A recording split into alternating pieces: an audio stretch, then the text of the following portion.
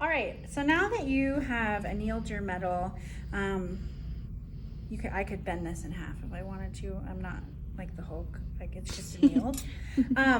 Now you're gonna texture your metal for your project. So I'm gonna show you 3 different types of hammers here, and then this texturing hammer. I'm also gonna show you how to texture with stamps. So the first hammer I'm gonna show you, this is a ball peen hammer. There's different sizes of ball peen hammers in the tool cabinet, but it has a ball on one side and it's flat on the other side. So when you're cold forging your metal, which is what you're doing by texturing it, you always wanna work on an anvil surface. So I have this anvil, and I have this little anvil, and I have steel bench blocks in the cabinet too.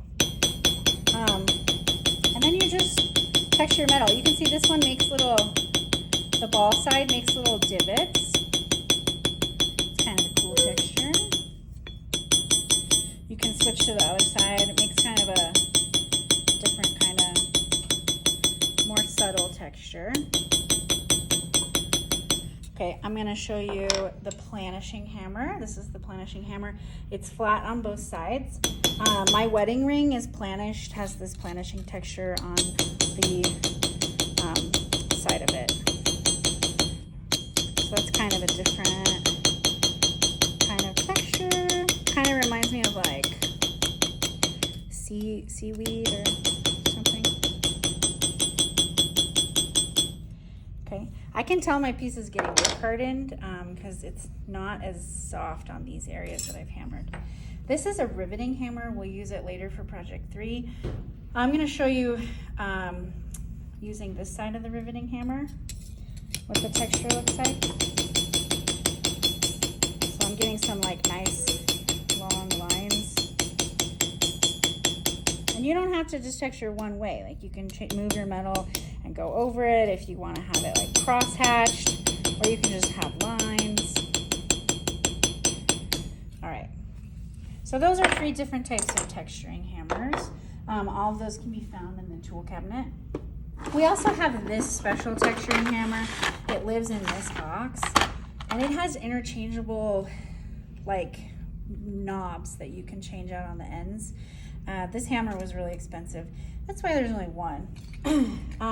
But yeah, so you would use that just like any other hammer.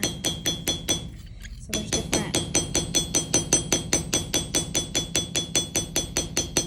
different textures you can choose from. And the way these come off is they just unscrew. And if you're using this, please make sure you keep all the pieces in this box. And then the final thing I wanted to show you were stamps. So they don't look like much, but they're kind of cool. So this one's like a rounded stamp. This one's more flat. If you wanted to add very specific textures in specific areas of your piece, then you would want to use a stamp. So sometimes people want to add like kitten whiskers, and you can't like, you can use texture to make the line. So this is what it looks like when you use a texturing stamp. So I'm just gonna put the stamp side down and then use my hammer to press, to hammer that texture from the stamp into the metal. There's different stamps in here. So you wanted very specific polka dots. There's that one I just did. There's these little tiny ones in here that I bought on Amazon, and they're not the greatest, but they work. Like this one's a little leaf. I don't know, let's see how it looks. Kind of hard to see, but it's there. And then also in the tool cabinet, there's letter stamps. So for example, this one is an L. You can take the letters and stamp them into your metal. I don't know, it's really tiny. There's different sizes in there. You can see that my metal has become not flat anymore. That's when you're gonna cold form it by grabbing a rawhide mallet from the tool cabinet and just gonna flatten out my now that I have textured, it's kind of still annealed, but this part where I have all that texture, it's very work hardened. I couldn't bend it if I tried.